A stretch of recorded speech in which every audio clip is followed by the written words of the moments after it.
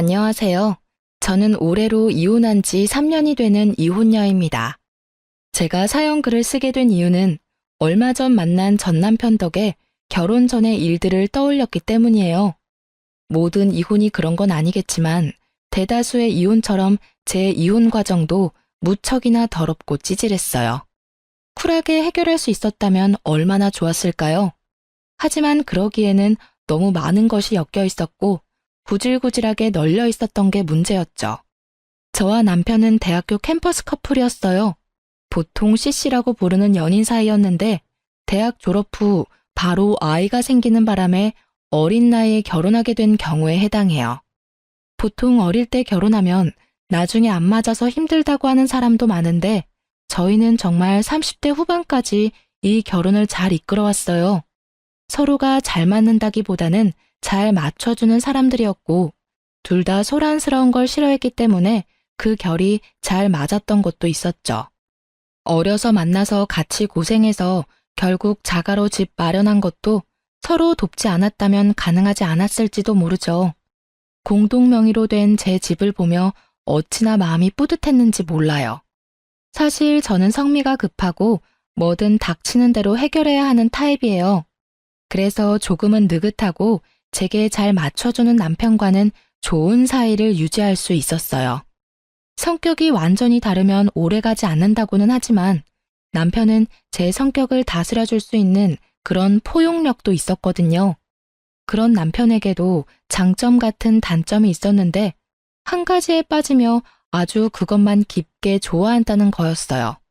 그렇지만 그것 때문에 저희 사이가 틀어지거나 한 적은 절대 없었어요.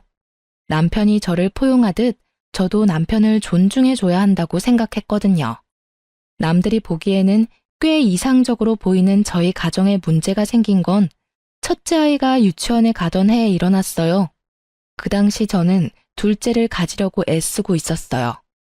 남편은 외동아들이고 시댁에서는 그런 남편 때문인지 아들을 원하더라고요. 물론 첫째 딸도 무척 좋아해 주셨어요. 그렇지만 그것과는 별개로 아들이 하나 있었으면 좋겠다는 뜻을 은근히 내비치셨거든요. 솔직히 둘째는 저도 바라는 상황이었고 딸이든 아들이든 하나는 더 가지자고 생각하던 참이었는데 잘 되지 않았어요. 저와 남편에게 문제가 있어서라기보다는 남편이 너무 바쁜 탓이었어요. 그래도 짧은 시간을 이용해 집안일에 신경을 쓰려고도 했고요. 저는 그러려니 했답니다. 본래도 이런 식으로 바빴다가 좀 한가했다가 왔다 갔다 하는 직업이었거든요. 그런데 하루는 남편이 제게 용돈을 좀 달라고 하더라고요. 사실 저희는 경제권을 완전히 합친 게 아니었어요. 우리는 월급이 얼마인지 오픈하고 생활비로 쓸 금액과 목돈으로 모을 금액을 정확히 정한 다음 딱 반씩 서로 부담해서 돈을 모으기로 했거든요. 나머지 월급은 알아서 쓰고 그걸로 뭘 하든 상관없다였고요. 생활비는 둘이 합쳐 150만 원, 목돈 모으는 것도 둘이 합쳐 150만 원. 월급에서 150만 원을 가게에 제출하고 나머지는 알아서 쓰도록 한 거였어요. 그리고 1년마다 생활비가 더 붙을 것 같으면 좀 더 늘리고요. 이런 식으로 가계부를 키워왔거든요. 그런 상황에서 남편의 용돈 요구는 당황스러운 일이었어요. 저보다 돈을 많이 버는데 그 돈이 다 어디로 갔을까요? 그래도 가끔 그럴 수 있을 거라 생각하며 남편에게 용돈을 줬어요. 그렇게 그 달은 넘어가나 싶었는데 그 다음 달에는 생활비마저도 넣어주지 않더군요. 이상하다고 생각했어요. 혹시 뭔가 또 하나에 빠져서 돈을 많이 쓰고 있나 싶었는데 이렇다 할 바뀐 점이 없어서 잘 모르겠더라고요. 그래서 남편 몰래 남편의 카드 내역을 한번 확인해 봤거든요. 그런데 보통 음식점, 편의점, 마트, 인터넷 쇼핑몰이 전부인 카드 내역에 보험금으로 빠져나가는 항목이 엄청 많더라고요. 금액대도 높아서 순간 당황했죠. 남편은 결혼 전에 보험을 2개 가지고 있었어요. 자동차 관련 보험 제외하고요. 하나는 실손이고 하나는 질병 진단비 나오는 보험이었는데 갑자기 듣도 보도 못한 보험이 비슷한 시기에 여러 개 가입이 되어 있더라고요. 보험을 들면 보험 서류가 있을 테니 혹시나 싶어 안방에 보험 관련 서류 넣어두는 파일을 꺼내서 살폈어요. 역시나 최근에 작성한 보험 서류들이 몇 개나 되더군요. 거기서 발견한 게 이 보험을 설계해준 설계사의 명함이었어요. 그리고 거기 적힌 번호가 무척 눈에 익더군요. 남편의 핸드폰으로 가끔 전화 오는 번호였는데 남편은 일로 만나는 사이라고 했었거든요. 그런데 보험 설계사와 보험 청구할 일도 없는데 그렇게 자주 연락할 일이 없잖아요. 그때 살짝 그런 생각이 들었어요. 남편이 이 여자한테 호구 잡힌 건 아닌가 하는 생각이요. 게다가 전화 받을 때마다 저 듣지 못하도록 옷방에서 받고 오고, 솔직히 여태껏 남편이 한눈을 판 적이 전혀 없었고 그런 기미도 없었기 때문에 저도 마음을 놓았던 건지도 모르죠. 증거도 없고 아무것도 없는 데다가 남편 카드 내역에도 모텔 같은 내역은 없었기에 저는 미리 그런 불미스러운 일이 일어나지 않도록 미리 남편에게 이야기하기로 했어요. 싹은 애초에 잘라버리는 게 좋으니까요. 저는 그날 남편을 기다렸어요. 탁자 위에는 남편 보험 가입 서류들과 보험 설계사의 명함을 탁 올려놓고요. 그날따라 일찍 돌아온 남편은 절 보더니 깜짝 놀라더라고요. 뭐해? 여기서? 당신 기다렸어. 나 좀 볼까? 많이 바쁜 일이야. 나 좀 씻고 밥도 좀 먹고 나서 들으면 안 될까? 안 돼. 이거 듣고 씻고 밥 먹어. 저는 남편을 맞은편에 앉도록 했어요. 저는 서 있었죠. 남편을 아래로 내려다보면서 고압적인 자세가 남편을 위축하게 만들었는지 아니면 이 공기가 평소와 다르다고 느꼈는지 저를 힐끔힐끔 쳐다보더니 탁자 위에 놓인 서류 더미로 눈을 옮기고는 화들짝 놀라 다시 날 쳐다보더라고요. 거기서 약간의 확신을 더 얻었죠. 내가 결혼하기 전에 절대 용서 못하는 거 이야기해줬는데 혹시 기억나? 아니, 기억 안 나는데. 나는 바람 피는 남자는 절대로 용서를 못해. 단 한 번이라도 들키면 나는 모든 관계 정리하고 남보다 더 못한 사이로 지낼 거라고 그때 이야기했어. 남편이 제 말에 대한 답을 못 찾더라고요. 그러더니 겨우 한마디 했어요. 근데 그게 지금 여기서 왜 나와? 나 바람 피운 거 없는데? 그래, 당신이 바람 피웠으면 나는 여기 있지 않았을 거야. 당신이 아직 바람을 피운 것 같지는 않으니까 여기 있는 거지. 이 보험 왜 들었는지 말해볼래? 오, 다 필요해서 가입한 거야. 일하던 사람들이 이런 거 저런 거 알려준 게 많아서. 정리하고 추가하다 보니까 좀 많아졌고. 나는 당신이 보험을 몇 개를 들던 얼마를 들던 솔직히 상관없어. 그런 부분 터치하지 말자고 경제권을 완전히 합친 게 아니니까. 그런데 생활비까지 못 낼 정도면 좀 심각하지 않아? 그리고 나는 이 정도로 보험을 많이 드는 사람은 못 봤어. 한 달에 거의 100만 원 가까이 나가는 것 같은데 당연히 몇 개는 해지해야 하는 거 아닐까? 가입한 지 얼마 안 돼서 가입 기간을 좀 유지해줘야 하는데. 보험 설계사랑 엄청 자주 연락하더라. 연락처 저장 안 하면 내가 모를 줄 알았어? 전화번호 뒷자리 이미 외워뒀는데 명함에 있는 전화랑 똑같더라고. 가입이 다 끝났는데 왜 연락을 유지해? 둘이 무슨 사이야? 혹시 썸 타니? 그런 거 아니야. 그냥 궁금한 게 있어서 연락하는 거지. 자기가 생각하는 그런 거 절대로 아니야. 아니라서 다행이네. 내가 여기서 확실하게 경고하겠는데 혹시라도 당신 바람 피우려면 나랑 이혼할 각오하고 펴. 다른 여자 만날 거면 재산 반 떼어주고 애 뺏기고 온 집안에 망신당할 각오로 하라는 말이야. 알아들었어? 알아들었어.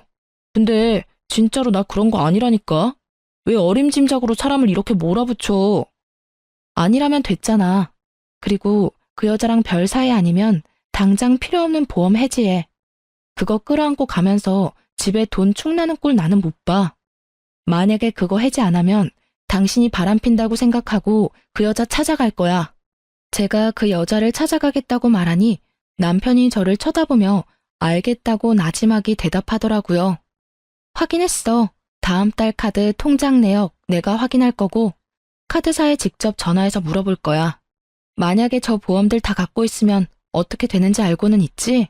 아, 그러지 말고 차라리 내가 보는 앞에서 그 여자한테 전화하던지 보험사 직접 전화해서 해지해. 그럼 깔끔하겠네. 오, 지금 저녁이라서 업무가 안 되는 거 아니야? 내가 내일 알아서 정리할게. 아니야, 내가 있어야 정확하잖아. 그러면 내일 내가 점심시간에 당신 회사 앞으로 갈게. 밥 먹으러 나와. 밥 먹는 김에 처리하면 되지. 그럼 되겠지? 남편은 제 말에 반박도 하지 못하고 고개만 끄덕였어요. 그리고 그 다음날 점심시간에 저는 남편 회사로 찾아갔어요. 저와 남편 회사가 그리 멀지 않아서 가능한 일이었고 저는 오후 반차를 쓰고 나온 거라 시간이 넉넉했거든요. 그렇게 식사 자리에서 저는 남편에게 전화를 하라고 시켰어요. 누가 봐도 하기 싫은 거 억지로 하는 얼굴로 남편이 보험회사에 전화해서 가입한 거 다 해지한다고 하더군요. 그리고 몇 개 해지를 하고 나서야 저는 방긋 웃어줬어요. 체할까봐 말 안 했는데 이제 밥 먹으라며 남편에게 식사를 권했어요. 그런데 식사가 끝나갈 무렵에 남편에게 전화가 오더라고요. 남편이 황급히 전화를 끄는 걸 보니 그 여자인 것 같더라고요. 저는 남편에게 손을 내밀었어요. 핸드폰 줘. 왜? 전화 안 받아도 돼. 받으면 왜 해지했냐 다시 넣어라. 그런 말만 할 거야. 내가 알아서 받을게. 아니, 그러니까 더더욱 내가 받아야지. 당신이 하기 힘드니까. 내가 해주면 더 좋잖아. 그리고 관계도 확실히 해야 하고. 그래도 남편이 핸드폰을 주려 하지 않자 저는 제 핸드폰을 꺼내서 그 여자의 번호를 찍었어요. 당신 폰으로 안 되면 내가 내 폰으로 전화할게. 결국 남편은 죽상인 얼굴을 한 채로 전화를 걸더군요. 저는 남편의 손에서 폰을 뺏었어요. 전화를 하자마자 곧 여자 목소리가 들렸어요. 오빠, 갑자기 보험을 해지하는 게 어딨어. 오빠 해지해서 지금 내가 얼마나 곤란한지 알아? 오빠라는 단어가 참 열받게 들리긴 처음이었어요. 누군데 남의 남편에게 오빠라는 단어를 쓰는지. 오빠 아니고요. 그 오빠 안 사람이에요. 남편 보험금이 너무 많이 나와서 제가 해지시켰어요. 그러니까 앞으로 보험 가입 권유하지 마세요. 누구시라고요? 와이프요. 그쪽이 오빠라고 부르는 사람 와이프. 그리고 두 분이 얼마나 친밀한 관계인지는 모르겠지만 연락은 적당히 해주세요. 제 말에 상대방 여성은 아무 말도 안 하고 가만히 있더군요. 할 말을 못하는 건지 할 말이 많은데 안 하는 건지. 알 수 없었지만 저는 제 할 말만 했어요. 그럼 알아들으신 걸로 알고 전화 끊을게요.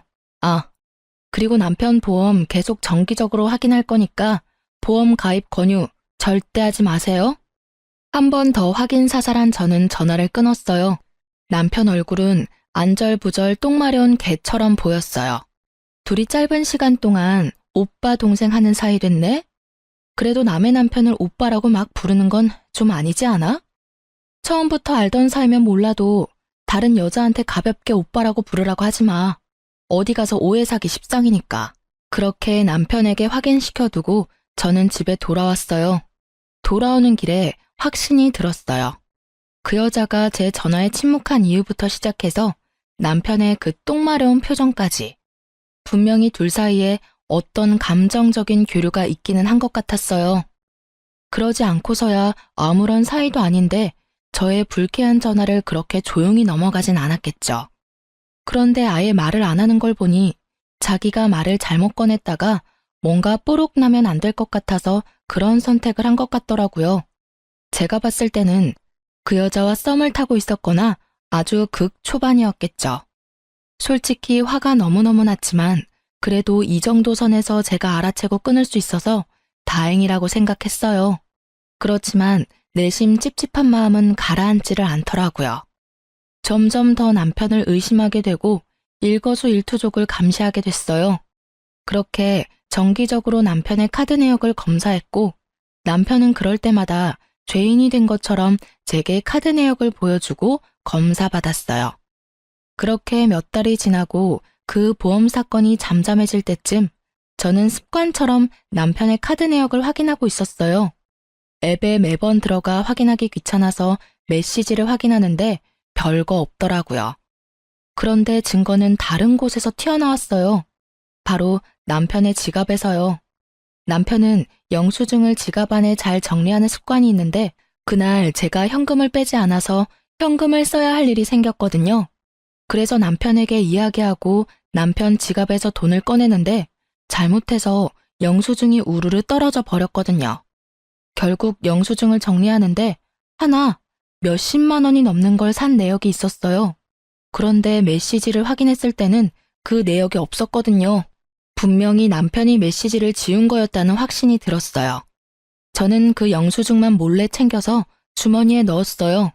남편에게는 아무 말 없이 지갑도 돌려놨죠. 남편도 제가 지갑은 검사 안 하니까 거기다가 아무 생각 없이 끼워 넣은 것 같더라고요.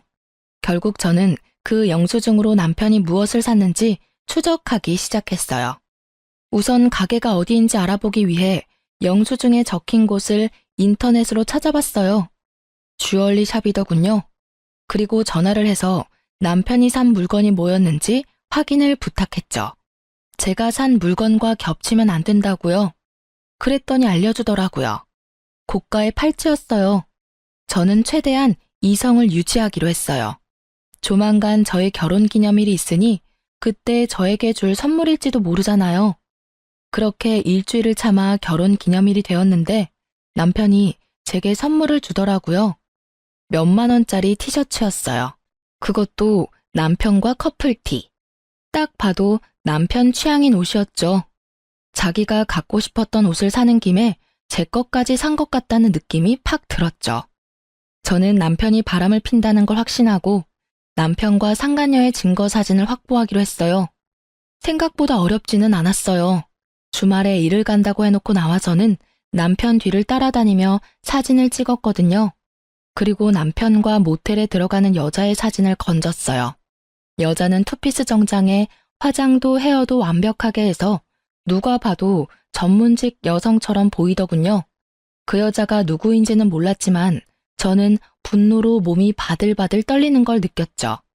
그때 그렇게 주의 주고 바람 피우면 끝이라고 이야기까지 했는데 아예 제 말은 무시하고 또 여자랑 바람을 피고 있었으니 남편에게 모든 걸 터뜨리기 위해 좀 더 증거를 모으려던 그때 친정엄마에게 전화가 왔더라고요. 너 혹시 요새 보험하니? 응? 그게 무슨 소리야? 보험이라니. 아니, 김서방이 나더러 보험 하나 들라고 해서 들었는데 금액도 너무 비싸고 나한테 필요 없더라고. 내 보험 관리해주는 설계사한테 이야기했더니 굳이 안 들어도 된다는데 김서방이 그렇게 들라고 해서 일단 가입을 하긴 했는데 아님 김서방이 보험 쪽으로 직업 바꿨어? 저는 친정엄마의 말에 열이 팍 오르는 걸 느꼈어요. 최대한 가라앉혔던 분노가 터져서 진짜 미칠 것 같더라고요. 또 보험. 더 이상 가깝게 지내지 말라고 경고했건만 여전히 만나는 것도 모자라 남편을 통해 저희 부모님까지 건드린 여자. 제 눈이 돌아버리는 것도 당연했던 건지도 모르죠. 우리 남편이 엄마한테 보험을 들라고 했다고? 보험금 엄마가 내는 거야? 아니, 3개월까지는 자기가 내주겠다는데 이거 진짜 가입해도 되는 거 맞아? 너 목소리 들어보니까 가입하면 안 됐던 거 아니니? 저는 남편의 서랍에서 보았던 수두룩한 보험 가입 서류를 떠올리며 엄마에게 물었어요. 혹시 아빠도 들었어? 그래, 너희 아빠한테도 하나 들어달라고 사정을 해서 그러고선 너한테는 당분간 이야기하지 말라지 않니? 선물이라면서 자기가 내주겠다는데 거절하기도 그렇고. 솔직히 남의 보험 들어주면서 자기 이득 볼 게 뭐 있어? 그런 생각하니까 우리 생각해서 들어줬나 싶기도 한데 그거 아니지? 아, 일단 정리 다 되면 말해줄게요. 지금은 그냥 있어봐요. 저는 친정엄마의 말을 듣고서야 남편이 그 상간녀를 위해서 보험들 사람을 모집하고 있다는 걸 알게 됐어요. 그 여자는 돈 벌고 남편은 그 여자랑 만나서 즐기고 자기 보험은 해지당하니까 주변 사람들을 끌어들이는 꼴이 아주 꼴불견이다 못해 정신 나간 놈처럼 보였어요. 저는 증거고 뭐고 지금 당장 열받아서 상간녀에게 전화했어요. 다행히도 그 상간녀의 명함을 가지고 있었거든요. 당장 나오라는 제 말에 지금 당장은 안 된다며 바쁘다는 이유로 도망치려고 하더라고요. 제가 직접 회사로 찾아가겠다니 결국 나오겠다더군요. 그렇게 상간녀와 마주쳤어요. 무슨 일로 보자고 하셨는지는 모르겠지만 저는 이제 그쪽 남편하고 관련 없어요. 관련이 없어요? 저는 당신이 우리 남편 만나고 있다고 확신하는데. 아니라니까요. 왜 제가 고객을 만나요? 제가 보는 고객이 얼마나 많은데. 그분은 그 중에 한 분이세요. 제발 저한테 그런 억측으로 몰아붙이지 마세요. 그래요? 그럼 얼마 전에 60대 노부부 보험 들어준 거 있죠? 우리 남편 통해서. 그거 해지 좀 해주실 수 있나요? 저희 부모님은 그거 필요 없거든요. 보험 해지는 제가 임의대로 못하죠. 그건 당사자가 하는 거예요. 그리고 그건 따님이라도 강제하실 수 없어요. 필요하니까 들었겠죠. 여하튼 저는 이렇게 개인적으로 만나서 당신하고 할 이야기 같은 거 없는 사람이에요. 앞으로는 이렇게 부르지 마세요. 상간녀는 제가 아무런 증거를 가지고 있지 않다고 생각했나 봐요. 그런데 어쩌나요? 저는 상간녀의 손목에 걸린 남편의 선물이 눈에 들어왔거든요. 팔찌가 참 예쁘네요. 얼마 전에 제 남편이 산 거랑 똑같은 모델이에요. 신기하네요. 그걸 샀다는 영수증은 있는데 저한테 주지는 않더라고요. 아무래도 다른 데 간 모양인데 어디로 갔는지 확실하게 알겠네요. 제가 그 말을 하자 상간녀가 일어나다가 멈칫하더라고요. 그런 불순한 사이가 아니라는 말 잘 들었네요. 그런데 아시죠? 거짓말 하시면 앞으로 있을 소송에 크게 불이익을 받으실 수 있어요. 제 말에 상간녀 얼굴이 흔들리는가 싶더니 더 당당한 표정으로 말하더라고요. 그런 거 아니라니까 참 이상하시네. 그리고 이 팔찌도 흔한 거예요. 제 남편이 사준 거고요. 그 팔찌는 남편분한테 여쭤보는 게 더 빠르지 않을까요? 그렇게 말하고는 빠르게 카페를 빠져나가더라고요. 제가 손에 뭘 쥐고 있는지도 모르고. 아주 이 순간만 모면해 보려고 무리수를 쓰는 모습을 보니 괘씸하더라고요. 당장 죄송하다고 절대 그런 짓 이제 안 하겠다고 해도 내가 용서해 줄까 말까인데. 저는 증거를 들고 집에 갔어요. 이미 남편이 먼저 집에 도착해 있더군요. 그리고 얼굴이 굳어 있었어요. 분명히 상간녀가 남편에게 언지를 줬던 모양이에요. 그 얼굴 보니까 그 여자가 당신한테 전화했나 봐. 참 빠르다. 그렇지? 제 말에 남편은 바로 무릎을 꿇더라고요. 미안하다라는 말을 할 줄 알았어요. 그리고 그 생각이 맞았죠. 그런데 그 뒷말은 제 생각과는 무척이나 달랐어요. 미안해 여보. 하지만 내가 그 여자를 너무 사랑해. 당신이 나랑 이혼해주면 안 될까? 내가 다 정리하고 다 자기 원하는 대로 해줄게. 그러니까 그 여자랑 나랑 이루어지게만 해줘. 이게 무슨 개소리인지. 저는 무심코 뒤통수를 한 대 맞은 기분이었어요. 아니, 자다가 남의 다리 긁는 기분이었죠. 미안하다는 말 뒤에는 응당 절대 그러지 않겠다가 나와야 하는 거 아닌가요? 그런데 그 여자를 사랑하니 헤어지게 해달라니. 야, 이 새끼야. 네가 지금 그걸 말이라고? 너 양심은 어디다 팔아먹었어? 우와, 살다 살다 내가 별꼴을 다 보네. 뭐? 그 여자 사랑하니까 헤어져 달라고? 네가 지금 나한테 그런 말 할 수 있는 자격이 있다고 생각해, 미친놈아? 그래서 미안하다고 했잖아. 제발. 나 그 여자 없으면 안 돼. 그 여자 만나고 온 거 다 알아. 그 팔찌도 당신한테 사주고 헤어질게. 뭐든 당신이 해달라고 하는 대로 다 해줄 테니까 이혼해줘, 제발. 남편의 그 단점이 하나에 빠지면 아주 끝을 보는 그 성격이 여기서 빛을 발할 줄이야. 저는 정말 몰랐어요. 살면서 남편의 여자가 저 하나뿐일 거라고 생각한 건 아니에요. 하지만 법적으로 결혼을 했으면 당연히 서로에게 충실해야 하는 법이잖아요. 감정을 억눌러서라도 상대방을 위해야 한다고 생각했는데 남편은 그게 아니었던 거예요. 저를 설득해서라도 그 여자한테 가고 싶은 거였죠. 저는 하고 싶은 말이 많았지만 참았어요. 그 여자가 유부녀고 애가 있다는 사실도 말하지 않았어요. 이혼하고 싶다고? 제발? 진짜 이제는 정말 지친다. 네가 나한테 사과와 용서를 빌 걸 예상했지. 이런 걸 예상한 건 아닌데. 그래, 이혼해주면 넌 어떻게 할 건데? 그 여자랑 결혼할 거야? 난 그럴 마음이 들었기 때문에 당신한테 이혼해달라고 한 거야. 그러니까 당신이 나를 양보해주면 안 될까? 그리고 당신도 다른 남자 만나봐야지. 우리 대학 때 사귀어서 여태껏 다른 사람 만나본 적 없잖아. 지금 내 마음을 뛰게 만드는 사람이 나타났는데. 그만해. 그만하라고. 네 연애사 듣고 싶은 마음 아니거든? 너 나랑 결혼할 때도 그런 말 하지 않았어? 애까지 딸린 유부남이야. 당신 제발 정신 좀 차리라고. 이혼을 해주면 잘 될 것 같아? 그거 네 착각이야. 그 여자가 너랑 똑같은 마음이라는 건 네 착각이라고. 제가 그렇게 말해줘도 남편은 들은 척도 하지 않더라고요. 오히려 자기 말이 맞는다며 철석같이 믿는 모습을 보니 이제는 돌리기엔 너무 늦었다는 생각이 들더라고요. 이런 미친놈을 데리고 살아봐야 내 인생만 피곤해질 거라고 생각했어요. 너 진짜로 나랑 헤어지고 후회할 생각 없지? 경고하는데 나는 이혼하면 재결합이나 번복은 안 해. 그거 알고도 네가 그렇게까지 말한다면 알았어. 내가 너랑 이혼해줄게. 너를 위해서가 아니라 나를 위해서 이혼하자. 대신 내가 원하는 거 다 해주기로 한 거 잊지 마. 많이 안 바래.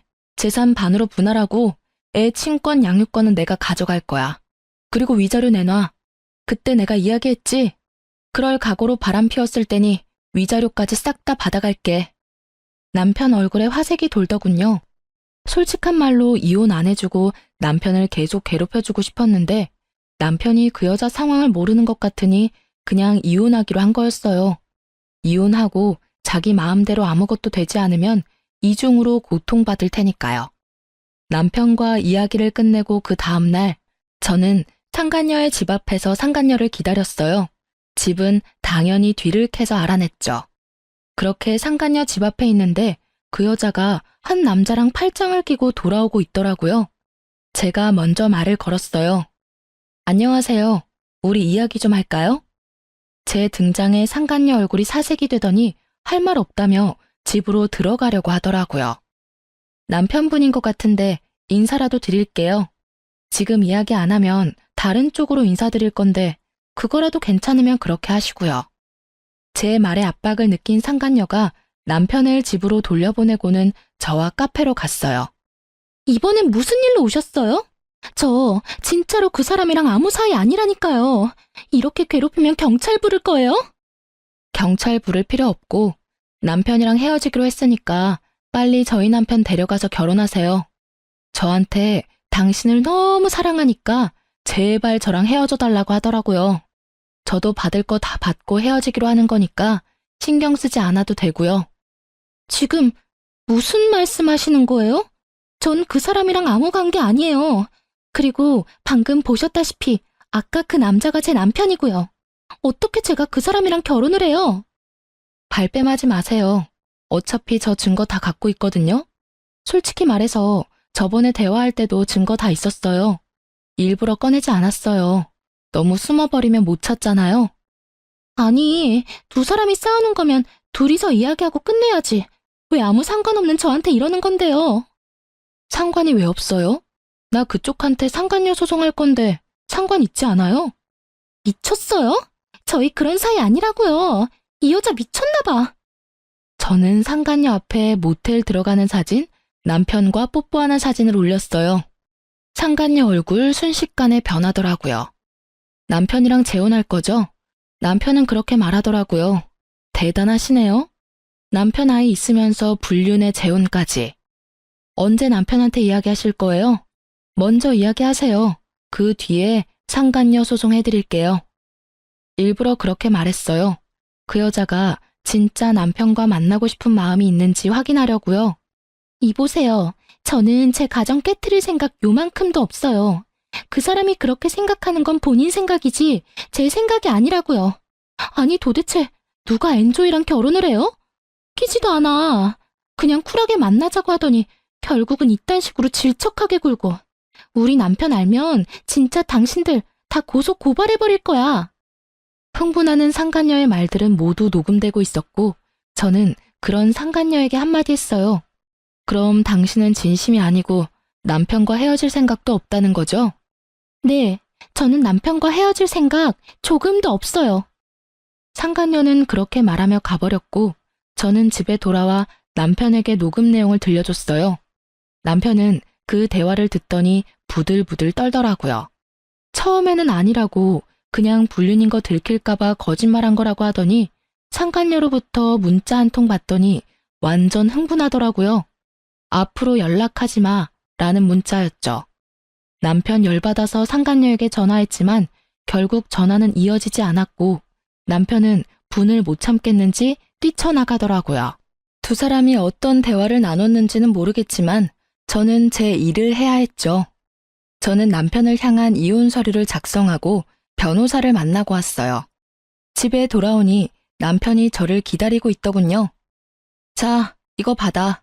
오늘 내로 작성해줘. 저는 이혼 서류를 건넸어요. 남편이 그 자리에서 무릎을 꿇더라고요. 여보, 미안해. 나 버리지 마.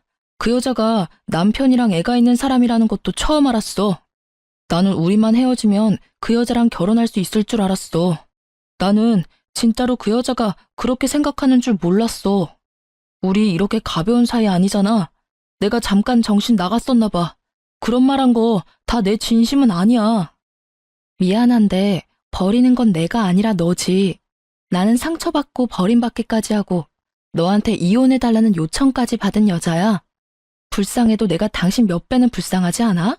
왜? 그 여자가 안 받아준다니까 나랑 헤어지기 싫어? 근데 어쩌지? 나는 당신 보험이 되기는 싫은데. 남자가 한 입으로 두 말하는 거 아니라고 했어. 그냥 헤어지자. 네가 꺼낸 말이니까 마지막까지 네가 책임져. 완고한 제 말에 남편이 흔들리더라고요. 그치만 난 사기를 당한 거라고. 그 여자가 날 꼬시면서 자기는 결혼도 안 한 싱글이라고 했어. 나도 그걸 믿었고. 그래서 그 여자 일을 도와줬던 것뿐이야. 나는 정말로 그 여자한테 당한 거야. 그래. 그런데 넌 나한테 뭘 이야기하고 싶은 거야? 네가 사기당했다는 걸 말하고 싶은 거야? 웃기지 마. 너는 유부남이야. 애 딸린 유부남. 상식적으로 생각해봐도 누가 어떻게 꼬시든 넌 넘어가면 안 되는 거지. 네가 그 순간 떠올렸어야 할 사람은 나랑 내 아이잖아. 그런데 넌 그 여자한테 홀라당 넘어갔잖아. 그 여자가 널 꼬시려고 했다 하더라도 네가 철벽 쳤으면 그럴 일 없지. 네가 그 여자한테 여지를 줬으니 이런 일이 벌어진 거 아니야? 그리고 처음에 내가 그 여자랑 멀리하라고 했을 때 그때라도 말 들었으면 이런 일은 없었겠지. 다 네 손으로 이렇게 엉망으로 망쳐놓고 왜 네가 피해자인 것처럼 굴어? 속 뒤집어지게? 제 말에 이혼은 절대로 안 된다며 눈물을 줄줄 흘리는데 전혀 불쌍한 마음이 들지 않았어요. 하지 말라고 할 때 멈췄어야죠. 제 말에 귀 기울이지 않고 결국은 보란 듯이 당한 걸 왜 남 탓을 하는 건지. 유책 배우자는 당신이고 나는 당신한테 이미 모든 믿음이 사라졌어. 그런데 왜 결혼을 유지해야 해? 이번 일로 깨달았어. 당신은 한 번 빠지면 헤어나오지 못하는 사람이라는 거. 나한테서 이미 마음 떴을 텐데 내가 왜 널 만나? 그냥 이렇게 깔끔하게 헤어지자. 당신이 하고 싶다는 것처럼. 그때 말했던 것처럼 재산 분할, 양육권, 친권 다 내가 원했던 대로 해줘. 그리고 위자료도. 당신 입으로 꺼낸 말이니까 그 정도는 지켜주겠지. 그게 싫으면 소송해. 어차피 소송해도 내가 이길 거니까. 차가운 제 말투에 돌아올 수 없는 강을 건넜다는 걸 남편이 실감했는지 망연자실한 눈으로 저를 보더라고요. 그러더니 이내 벌떡 일어나더니 어디론가 가더군요. 저는 남편은 신경 쓰지 않고 남편 주변 친인척들에게 전화부터 했어요. 남편 통해서 보험 든 거 있으면 해지하시라고. 필요한 거면 갖고 있어도 되는데 불필요한 건 해지하셔도 된다고 했어요. 전화를 돌려보니 친정어른 2분, 시댁어른 2분에 본인 가족 중에 고모, 삼촌, 조카들까지 싹 다 들어줬더군요. 결국 그분들도 다 보험을 해지했어요. 그렇게 저는 집에서 짐 정리를 하고 있었어요. 이 집에 애착은 있었지만 남편 놈과 함께 지내고 싶은 마음은 눈꼽만큼도 없었거든요. 짐 정리하는 도중에 전화가 오더군요. 그 상간녀였어요.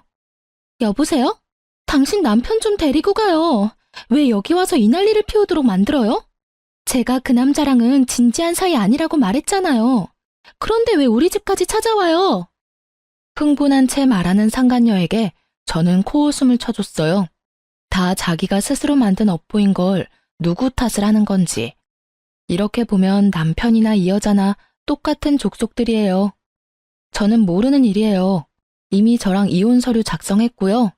집에 찾아갔으면 잘 달래서 돌려보내시면 되잖아요.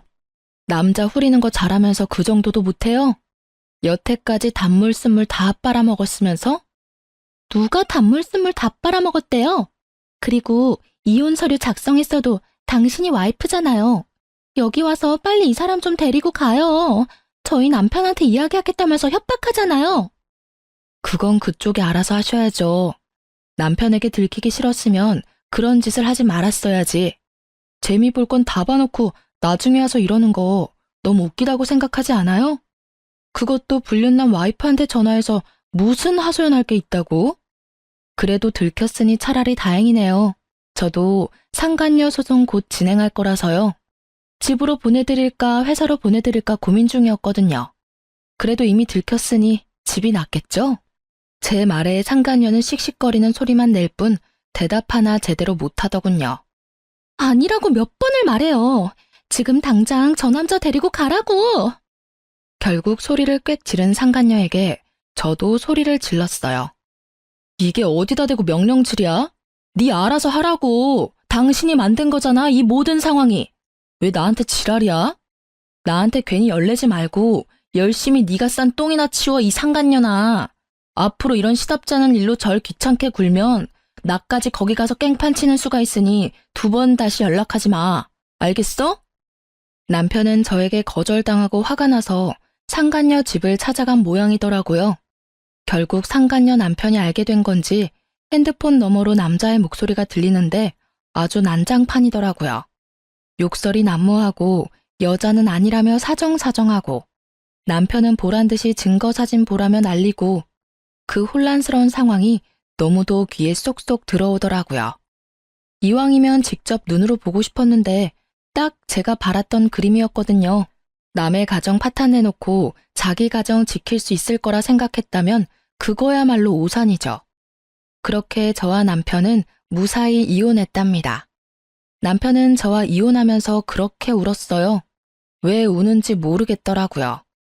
지가 이혼하자 해놓고 피해자인 척 다 하는 그 모습이 아주 불쾌하게 느껴질 정도였죠. 그렇게 저는 받은 돈으로 아이와 살 집을 구하고 이래저래 바쁘게 살았어요. 남편 생각은 전혀 나지 않을 정도로요. 둘이 잘 살기라도 했으면 열받아서 더 생각났겠지만 아예 파투난 걸 봐버리니 그냥 보고 싶지 않은 생각만 들었죠. 그러다 얼마 전 우연찮게 전 남편을 만났어요. 별거 아닌 일이었고 아이와 관련된 일 때문이라 만났어요. 못 보던 사이에 몸집이 2배가 됐더라고요. 살이 엄청 쪄 있길래 이유를 물으니 스트레스로 인한 폭식 때문에 살이 좀 쪘다고 하더라고요. 그래서 요즘은 어떻게 지내? 새로운 사람은 만나고 다녀? 새로운 사람? 이 꼴로? 나 그 여자한테 당한 이후로 여자는 안 믿어. 특히나 직업적인 걸 핑계로 다가오는 사람은 다 못 믿어. 그 여자랑 결혼했을 줄 알았는데 결국은 당신도 혼자 됐네. 그 여자는 이혼당했다는 이야기 들었어. 뭐 서로 이혼한 처지끼리 만날 수도 있잖아. 잘해봐. 죽고 못 사는 사이였는데. 그 여자가 나한테 한 짓을 생각하면 진짜 신고해도 모자랄 정도지만 나도 내가 나쁜 짓을 했다는 걸 알고 있으니까 참는 거야. 그 여자 얼마 전에 나한테 찾아와서 뭐라고 했는지 알아? 내가 자기 인생 엉망으로 만들었으니까 책임지라면서 왔더라. 보험 해지되어서 급여 환수당한 것도 모자라서 이혼까지 당해서 완전 빈털털이 됐더라고. 남편한테 위자료 지급해야 하는 것도 있고 너한테 위자료 지급해야 하는 것까진 있는데 결국 돈은 못 버니 나한테 온 거지. 진짜 끝까지 파렴치하고 정신 나간 여자야. 어떻게 나한테 올 수가 있어? 나한테 어떤 짓을 했는데? 그래도 너 엄청 빠졌었잖아. 이혼해달라고 나한테 부탁할 정도로. 내가 미쳤던 거지. 그 여자가 뭐가 좋다고 그런 짓을 했는지. 당신하고 이혼한 게 내 인생에 가장 미친 짓이었다고 지금도 생각해. 그 여자만 아니었으면 평범하게 행복하게 살았을 텐데. 나한테 와서 책임지라고 난리쳤을 때 진짜 한 대 안 때린 내가 대단하다 싶을 정도야. 너는 절대 안 받아준다고 그 위자료들 갚고 싶으면 혼자서 갚으라고 말하고 내쫓아버렸어. 그 뒤로도 전화 오고 찾아오고 하더니 내가 스토커로 신고하겠다고 하니까 결국 안 오더라고. 전 남편 이야기 듣고 있으니 사랑하던 사이가 돌아서면 남보다 못하다는 말이 딱 떠오르더라고요. 그렇게 좋아서 둘이 붙어먹고는 나란히 나락으로 떨어진 꼴을 보고 나니 그날 저녁밥이 어찌나 맛있던지. 게다가 남편 말로는 저랑 이혼하고 나서 친척분들한테 욕을 엄청 얻어먹었다고 해요. 멀쩡한 조강지쳐 놔두고 바람 피워놓고는 결국 보험 사기꾼한테 휘둘렸다고요. 전 남편은 한바탕 푸념을 털어놓고는 아이 한 번 안아주고 나갔어요. 바람 한 번 정도는 용서해줘도 되지 않았냐고 제게 이야기하는 사람도 있었어요. 다들 그렇게 참고 산다고요. 애 때문에 돈 때문에 상간녀랑 잘 사는 꼴 보기 싫어서 그렇게 헤어지지 않고 산다고 하는데 저는 제가 싫다는 사람과 함께 사는 게 그 무엇보다 싫었어요. 엄밀히 따지면 제가 싫다고 한 거 아니었어요. 그 여자가 좋다고 한 거였지. 그런 걸 보면 저는 제가 그 사람의 첫 번째 순위가 아니라는 게 너무 자존심 상하고 열받았던 것 같아요. 만약 이 인간이 다시 나에게 돌아온들 또 어디선가 운명 같은 여자를 만나 빠지게 될 줄 모르잖아요. 한 번 일어났던 일이 두 번 일어나지 말라는 법은 없으니까요. 살다 보면 무디게 되겠지만 받은 상처는 사라지지 않고 남게 되고 그 상처를 낸 원흉을 보면 또 생각나고 되뇌이고 그렇게 살 자신이 저에게는 없었어요. 그냥 눈앞에서 보이지 않아야 제 상처가 나을 것 같았어요. 그리고 이렇게 이혼하고 나니 상처가 헤집어지지 않더라고요. 가끔 생각나면 따끔거릴 뿐이지. 이혼 후의 과정이 쉽지는 않았어요. 이혼하고 몇 년쯤 지나니 사람 만나보라는 연락도 점점 많아지고 있어요. 사람을 만나고 싶지만 다시 이런 일을 겪을까봐 무서워요. 그래서 좀처럼 용기를 내지 못하고 있는 것이기도 하죠. 그래도 제 곁에서 저를 지켜주는 사람들이 있어서 저는 오늘도 충실하게 하루를 살아가고 있어요. 전 남편과의 만남으로 떠올린 제 이혼 이야기 어떻게 재미있게 들으셨나 모르겠네요. 많은 분들이 즐거운 하루를 보낼 수 있기를 바래요. 감사합니다.